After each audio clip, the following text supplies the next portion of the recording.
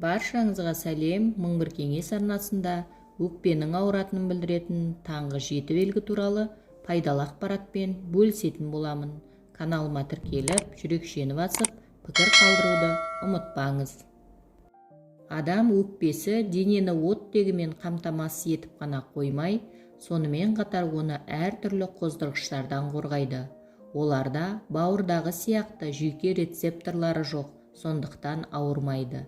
Өкпе қанды оттегімен қамтамасыз етуді және денеден көмірқышқыл газын шығаруды қамтамасыз ететін ағза.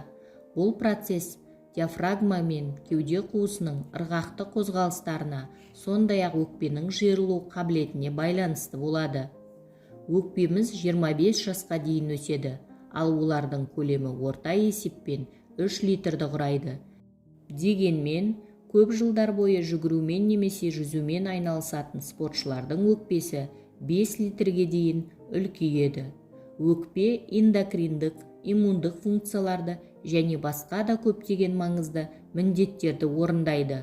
Олар денені ауа тамшылары арқылы берілетін инфекциялардан қорғайды, қан қысымын реттеуге көмектеседі, тыныс алу кезінде көмірқышқыл газын өкпеден шығаруға кетіруге көмектеседі, ұсақ қан ұйғыштарын сүзеді, осылайша олардың артерияларға енуіне жол бермейді, қанның ұюына қатысады, қаннан суды және аралық метаболиттерді сүзеді. Жалпы өкпенің ауру екенін қалай білуге болады? Өкпеде жүйке рецепторлары болмағандықтан ауырмайды. Сондықтан сіз тыныс алу жүйесінің проблемаларын көрсететін ең негізгі белгілерді білуіңіз керек. Олар астма ұстамалары, яғни тыныс алудың қиындауы, жөтел, дененің қалыпты қорғаныс реакциясы. Ол тыныс алу жолдарын әртүрлі тітіркендіргіштерден тазартуға мүмкіндік береді. Бірақ егер ол 3 аптадан астам уақытқа созылса, құрғақ және қақырықпен болса, бұл аурудың симптомы болуы әбден мүмкін.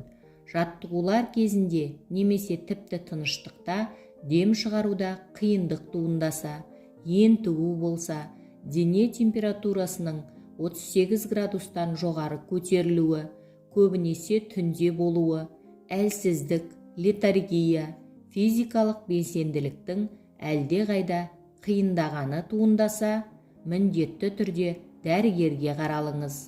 Жөтел, қақырық және ентігу бұл ең бірінші дабыл.